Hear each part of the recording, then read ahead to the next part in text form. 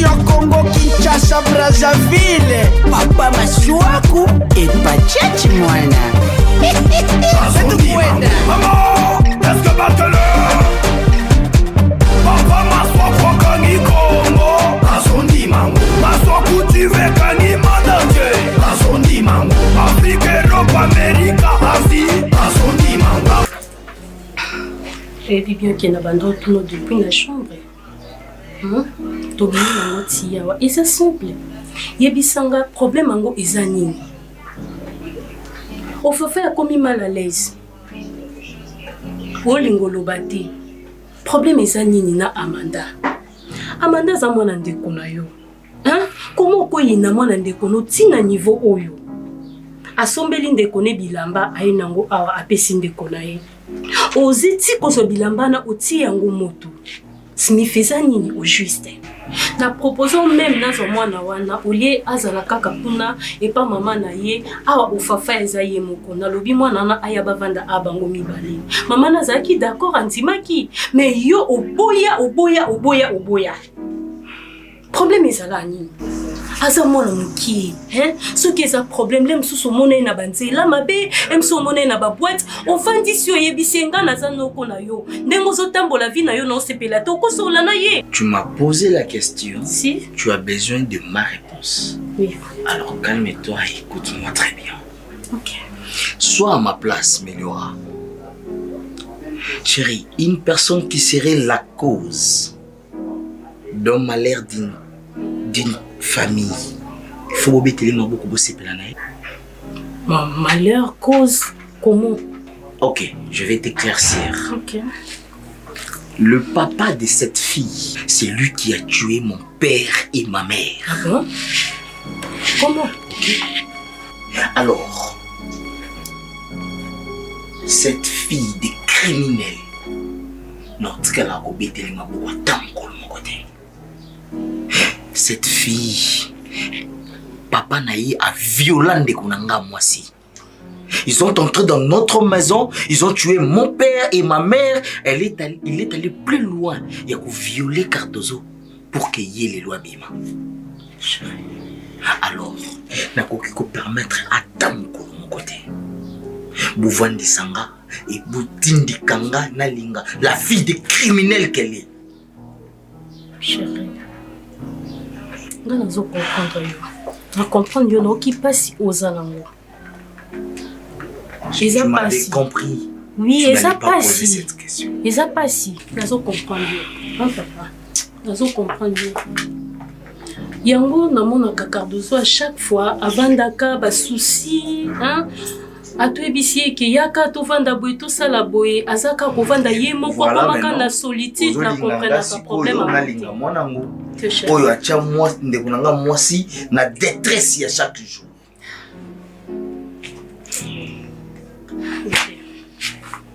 Courage. Ngana ngene bisoka ke nzambe na permetaki. So nzambe permetaki ngo te ba parents na bino bange ba kufate. C'est quand Nzambe wana a permetaki ngo te mwana na lingaki abotama te. C'est mwana na botamaki eza Nzambe mokunda yebi.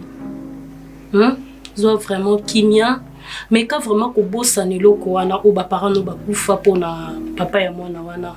Papa mwana na botika loko eba ete. A viola akenda na ye. Mwana na asa innocente. Chérie, est-ce que je peux partir? Chérie. Le chauffeur a démarré déjà la voiture. Chérie, au Sambelaka. L'église passe au bateau Limbisa. Soit vraiment espace dans le thème vraiment au Limbisa. Wana. Attendez qu'on a eu à Kosepela. Au Fafay alongwa tia wake kosolana tante naye.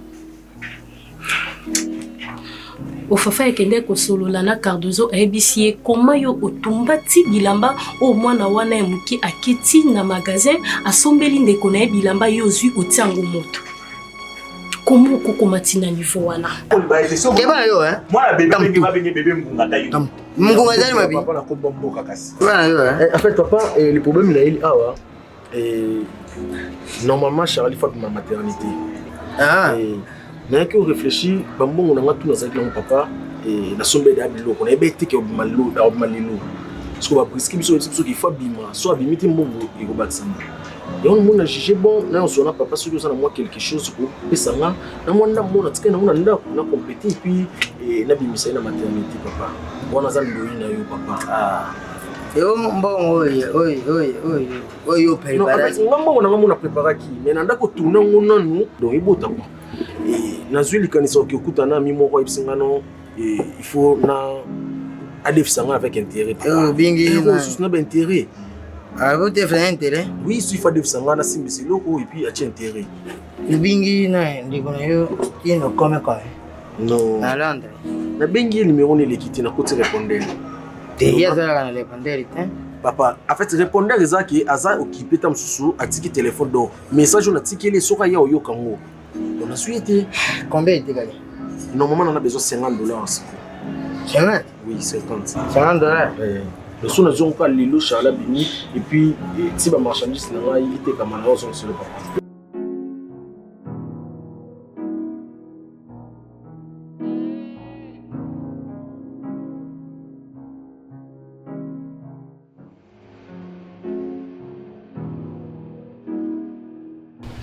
Non, Asalaboue, Azwa Bakoli Nyonsto, après ça on Thierry Malio action parce que Yem Tazo contrôler son Angola actuellement en Angola dans la 4-4 océan, Azwa Bakoli Nyonsto après ça on Thierry Malio action, mon thème est vraiment formidable. Donc soit après si on zone facilement.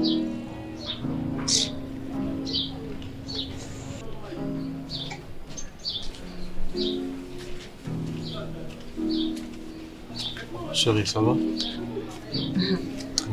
Oui, ça va très bien. Ça tombe bien, tu es là. Donc, on est retardé. C'est quoi ça? Tout est clair. Tiens. Amanda, tout est clair comment? Hein? Mais, Amanda, qu'est-ce qu'il y a? Hein? Si je savais comment est-ce toi. que... Non, attends, chérie. C'est toi d'abord. Non, je n'ai pas besoin de me mettre, s'il te plaît. Mais qu'est-ce qui ne va Je pas? suis tellement pressée, je dois partir. Si je savais comment les hommes sont méchants, j'allais même pas entrer dans une relation pareille. Je ne comprends pas, chérie. Qu'est-ce qu'il y a? Tu as besoin d'une explication, mais je pense pas. Je dois entrer dedans, non. Justement, je ne veux plus de cette relation. Franchement, oublie-moi. Comment je te fais, maman? Tu m'as rien fait et je n'ai pas des explications claires à te donner. Justement, je n'ai plus besoin de cette relation parce que tu n'as pas besoin de cette relation, mais moi j'en ai besoin. Mais qu'est-ce qui ne va pas? Oui, mais pas moi. Je t'ai dit que je n'ai plus besoin de ça. Je t'ai bien dit, si je savais que les hommes étaient si méchants dans ce monde, j'allais même pas m'entrer dans cette relation pareille. Je t'ai bien dit, si je savais comment les hommes sont méchants, je n'allais même pas entrer dans des relations pareilles. Tu ne peux pas rompre notre relation sans pour autant m'expliquer, maman. Qu'est-ce qui ne va pas? Amanda, s'il te plaît, maman Nangaï. Hein? RK, non, ne me fais pas ça. Non,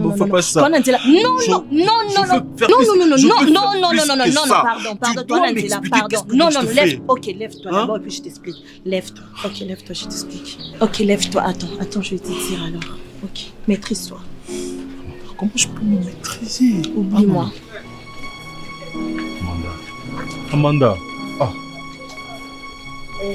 eloko esali na vraiment basi makasi bafille bazodéclare makasi mpona sedi bon koma yo oza sirité okoki kopropose mutu moko oyo oza so oza na kosa libala ser Chantal ozodérange ser Philo na intercession na chorale kuna bana bazoyelanga barapport awa ozodérange bango okomi kotia bango lokola mal à l'aise wana eza kobebisa réputation ya église nga na lingi eloko ate yango mutu neningaki navandisa papa on a payé ça au rapport en tout cas au solanani biloko abongo ekitaka bato makasi eza kitoko.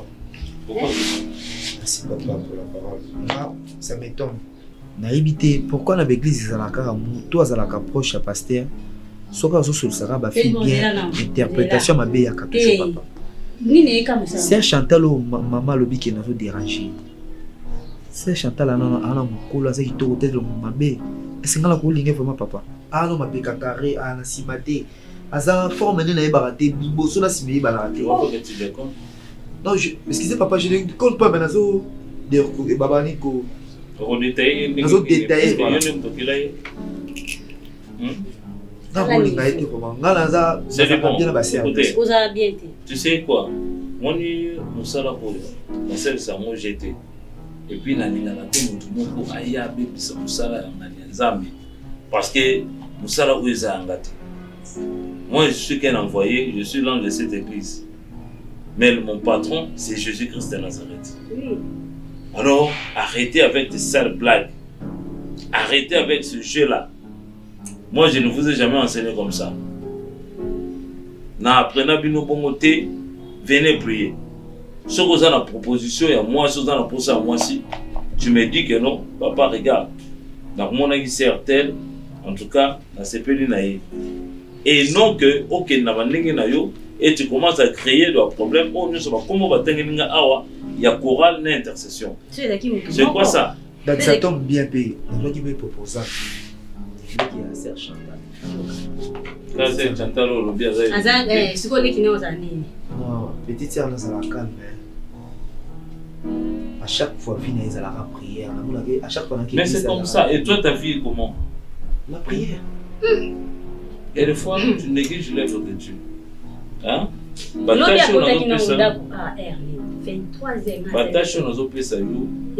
faut assumer en oubli. Musala ou ensemble. L'intercession, l'évangélisation. Parce que tel que tu es là, dans le programme, on a placé comme modérateur. Non, azana ba qualité, azana ba tout. Oh, Seigneur, c'est l'ensemble, mais c'est la négligence. Je connais. Moi, je sais lire des gens. Moi, Dieu m'a déjà parlé pour naïe. Ce n'est que toi qui es négligent. Arrête avec ça. Arrête. Dieu va te bénir. So, quand tu as Dieu va te bénir. Tu vois déjà. Ah, aux autres qui ne sont pas ma sœur Chantal, aucun ma sœur Judith Esther. Voilà, bon, on a des bails au Yébissa. Oui. Ok? C'est pas question, il y a Rosala Kanda. Gentillesse, ça fait quoi? Gentillesse, ça fait gentil dans l'église. Par rapport aux pas maman. Par rapport au yo, par rapport à. Et puis, papa, Fakata Sukiwa. Fakata Sukiwa, oui? Et puis, avant d'apprendre, et ça veut dire quoi? Il faut un peu stylé. En fait, papa, on a remarqué dans ça là, on dit évangile, comment dirais-je? Église à l'église ou église à Kalaté. Église à Kalabagi, il y a pas si mon roi, mon batapasi. Tout ici, moi, fashion église. Église à l'église à Kalaté. Moi qui l'ai l'église. Nous sommes église. Parce que tout le chef, c'est Jésus. Ok? La tête de l'église, c'est Christ. Et nous sommes les membres du corps de Christ. Alors, si on a qui cela veut dire que nous, on a un membre du corps de Christ. Ah, maman, on a un kati. Ça, c'est la exemplaire en église. Va t'ala bien, fashion propre. Écoutez, est-ce que tel que tu me vois, là, t'as ma vie propre. Et dans le colis déjà. Je garde toujours mon allure. Là, t'as bien tout ça, t'as toujours présentable. Mais c'est plus Dieu, c'est ça qui est le plus important. Là, t'as beau fashion, tout ça. Mais si tu n'as pas Dieu, tu es nul. Tu es nul. Oh, ma camozo le beau. Moi, avant de me convertir, mais ma soeur, la défenseur Valentine, paix à son âme.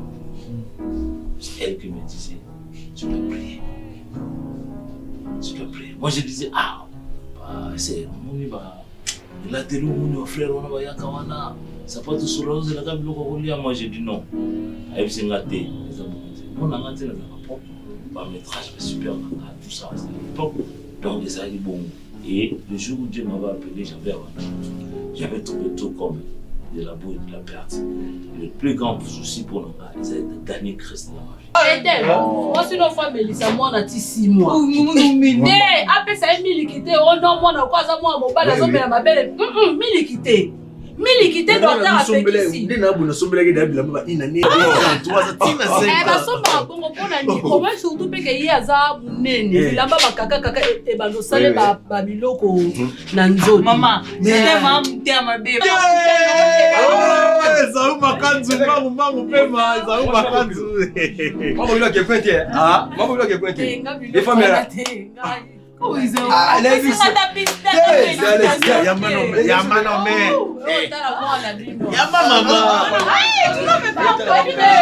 T'inquiète. On va voir bébé, nouveau bébé, vie. T'inquiète. Si toi, pèse-toi à l'aise. Moi, on a vu Barcette. Moi, on a vu Barcette.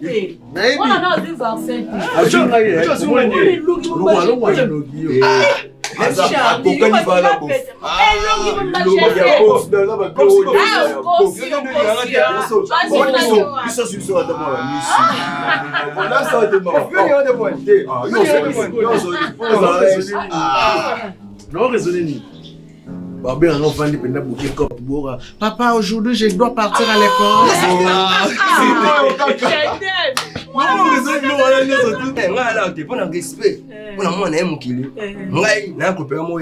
Elolendo. Ozomona na kaka. Elolendo po na yota mona ba moko se ba ko déjà. Chibamba. Pour les carnets moi le moi bien malé pour botu bébé tout. Tous les carnets.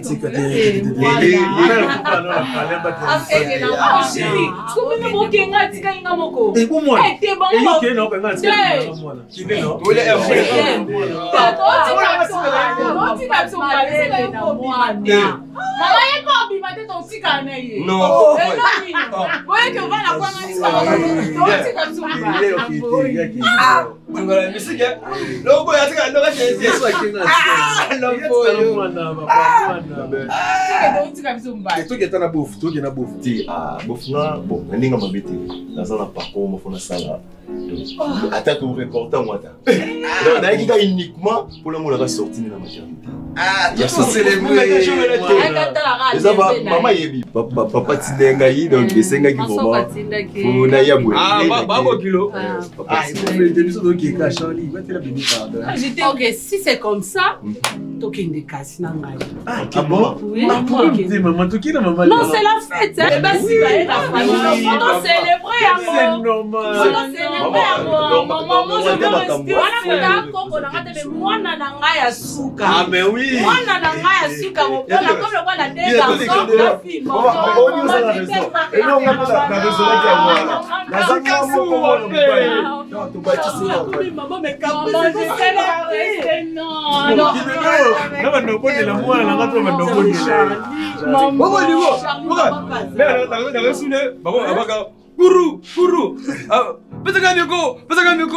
Ah, la vie est belle.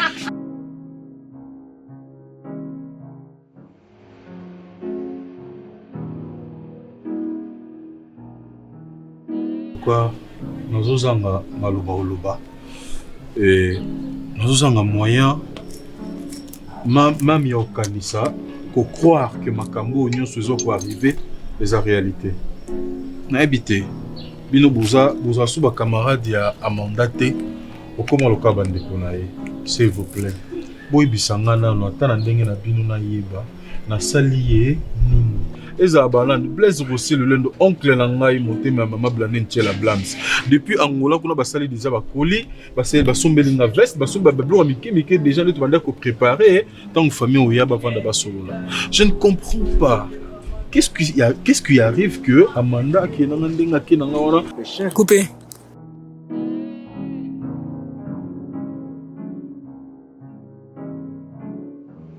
Je ne comprends pas. Qu'est-ce qui arrive que Amanda qui est dans ndenga ki na ngona C'est pas au sous de l'eau péché. Coupé. Vous êtes sûr de Marambo Yolo, vraiment, il y a solo vraiment Amanda au remettre yo lettre. Au peut qui peut ses parents naï. Il y a un moment où moi-même je me pose des questions si c'est vrai ou ce n'est pas vrai. Attends un peu, il s'est sur vérité. Lettre. Au peut qui peut ses parents naï. Il y a un moment où moi-même je me pose des questions si c'est vrai ou ce n'est pas vrai. Attends un peu. Apparemment tu es sérieux. La façon dont Amanda linga kayo. Au salier l'autre côté, il n'y a rien du tout. Après, il y a qu'on remettre yo enveloppe. Oyo pesa qui est Azong c'est le bac qui est fiancé. Qu'est-ce qui s'est passé? Son a le cabinet ça parce que Bino boza ba camarade mais moi je pas eu le temps ya solana yé. Peut-être Bino beaucoup yé bah pourquoi Azo Sala bongo c'est ça mon problème.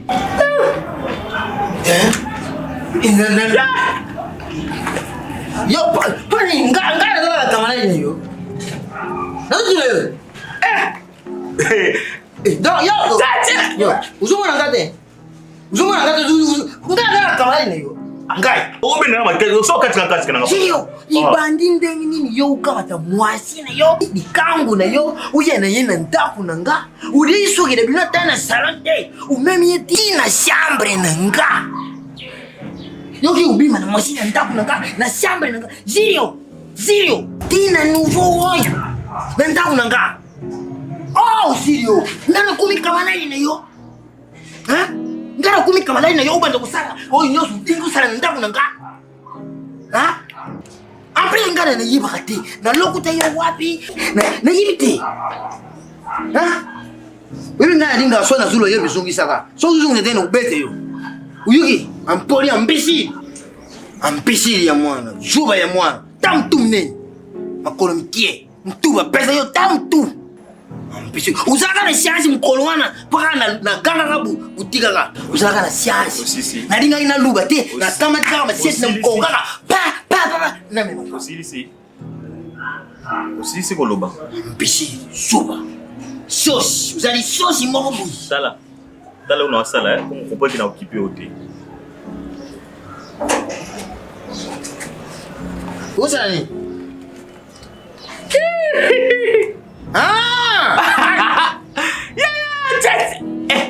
Yo, usana. Ambisi nyama. Yo, usana. Nini? Tafana bwa yo. Pani ngana zuba yo zulu bate. Tika ngaka. So muziki wanu tiringa po. Papa. Tika ngai. Da obengana ya mwasi ngati. Sikola c'est different no obengana mwasi na kwa muziki na ngati. Continue isuzu lo kuya. Papa. Papa. Continue isuzu. Ngana linga kabui. Nazo sala yo kuzungi saka. Sala zungi sila. Papa. Je vois ça. Fofai, ça fait quelque temps, je suis en train de t'observer. Ton attitude, tu es trop stressé ces derniers temps. J'ai compris ton inquiétude. Et personnellement, étant que ton père, j'ai décidé de te parler à la présence de ta mère. Tu te poses tant de questions de vouloir savoir pourquoi ton père n'aime pas ta soi-disant sœur. Soi-disant chérie. Laisse-moi narrer. Je vais juste te faire comprendre pourquoi il y a des étiraillements entre elle et moi. Ok? Voilà. Amanda, elle est une fruit de la criminalité. C'est une fille qui a la sémence des criminels. Son père fut un criminel. Je ne sais pas s'il est encore en vie. Un monsieur qui est entré dans notre maison, mais armé. Je sais pas en cherchant quoi. Ils sont venus tuer mon père et ma mère. Quoi? Tes grands-parents. Non seulement ça, il est allé plus loin en violant ma soeur. Ah bon? Raison pour laquelle cette pétasse est venue au monde. Ah non. Alors s'il te plaît, je ne peux jamais tolérer la cohabitation entre toi et elle. Non, papa, arrête s'il vous plaît. Arrête s'il vous plaît, papa. C'est une fille de malédiction. Je ne veux pas que sa malédiction. Elle n'est pas une fille de malédiction, papa. J'ai bien compris l'histoire. Et tu as bien expliqué. C'était de criminels. Non, attends, papa. Arrête de t'inquiéter. Sois toi. Reste calme. Papa, ce qui me fait mal, c'est que vous avez fille à malédiction. Pourquoi? Parce qu'elle est la cause. Elle est la cause de la mort des grands-parents. Peu importe, maman, tu vois bien. C'est que maintenant, Rotina ngozo kartongo tiwa pingana solo lena yo. Hein? Nakanisaki déjà aux yeux de sa fafa et ma camarade Sili. Écoute-moi. Attends un peu, papa. S'il vous plaît, s'il vous plaît. C'est moi le père, c'est moi le responsable de cette maison. Et c'est à partir d'aujourd'hui que je ne veux plus entendre parler d'Amanda dans cette maison. Papa, je ne veux plus entendre parler d'Amanda dans cette maison. Je ne veux plus que les inquiétudes restent dans vos têtes. Je vais finir par parler de ça aujourd'hui. Mais il faut savoir une chose, papa. Amanda est fille à malédiction. Et puis, à ce moment, elle est sœur, elle a moko. Ndeko na yoka moko. Ata soki akota ki na nzela ba criminel. Peu importe ce que vous pensez. Peu importe ce que vous pensez. Papa, ba criminel ba ya la sœur na yo. En plus, a décidé de finir en tikala. Peu importe ce que vous pensez, je ne veux plus entendre parler. OK? Pambar. Donc tu dois être un modèle. Pour la raison qu'enseigner la Timothée à l'Obinaye, tu dois être un modèle. Sois un modèle dans la conduite, dans le comportement na yo, tu dois être un modèle. Cela ne veut pas dire que non. Si tu as des problèmes à l'église et tu crées des problèmes, tu viens régler ça la nuit la chair. Non, c'est pas ça. Tu dois savoir que Dieu résiste aux orgueilleux et il fait grâce aux aimes. Ok? Je vais te lire un passage si tu vas comprendre quelque chose. Alors là, le règlement des comptes sans doute. Non! Même si tu vas cacher, moi je connais. Je te connais aussi bien. Hein? 1 Timothée chapitre 4. Je commence à passer pour le 11e verset. La Bible dit quoi? Transmets ces instructions et enseigne-les. Que personne ne méprise ta jeunesse, mais sois un modèle pour le croyant par tes paroles. Sois un modèle pour les croyants ou pour les fidèles par tes paroles. Deuxièmement, ta conduite. Troisième, ton amour, ton esprit, ta foi, ta piété. En attendant que je vienne, applique-toi à lire les Écritures dans l'ensemble, à encourager, à enseigner. Ne néglige pas le don que tu as reçu, celui qui t'a été donné d'après une prophétie, lorsque le conseil des anciens a posé les mains sur toi. Ici, je vais lui dire quoi? Je t'ai lu ce passage, l'épître de 1 Timothée, chapitre 4, à partir du premier verset.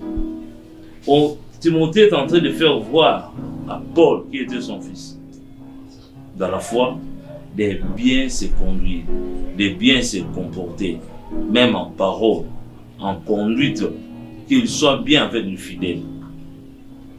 Un homme de Dieu, un serviteur de Dieu ne peut jamais venir régler ses problèmes dans la prédication. À quoi régler les problèmes na yete, na mutu azanango, na modération, tout ça la capacité bamboa kelati.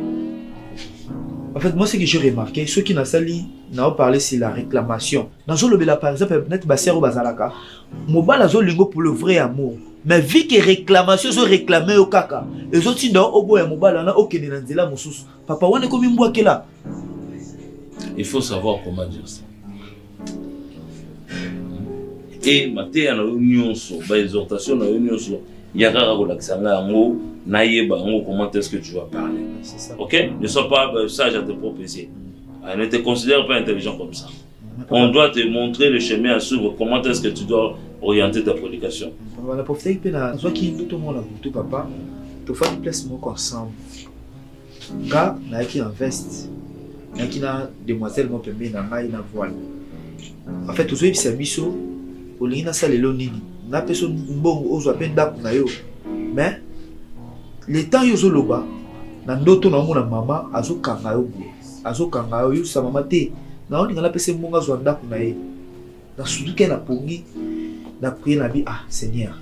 Et ça ni on a mais qu'à comprendre mais la vraiment compréhension tes papa. OK, on aura le temps de parler. Amen. OK. Dans la prière OK, arrête avec ça. Hein, je ne vais plus avoir par rapport à OK, non, voilà c'est du bon ça, voilà c'est du bon ceci. D'accord? Comporte-toi bien. Merci. OK. Kende beau ça la nuit, beau ça l'évangélisation samedi. Je vais te voir sur le terrain pour tout ça l'évangélisation dans ma chaîne. Mais papa répond à rater par rapport à d'autres langues. Oui, je t'ai dit que non, on va parler. Merci. OK, t'es. Merci papa. Dis pas tantôt d'une manière, tantôt d'une autre. Tantôt d'une autre, ne prends pas garde. OK, merci beaucoup. Merci.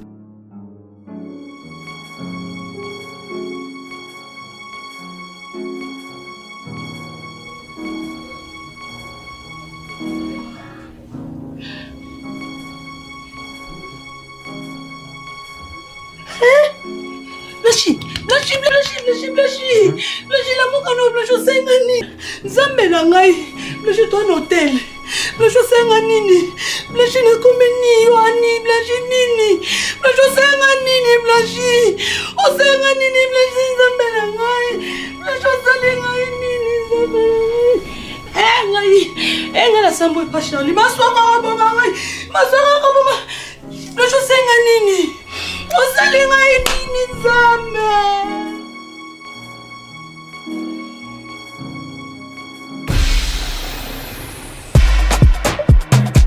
Connexion Congo Kinshasa Brazzaville. Papa Maswaku et Pachachi mwana.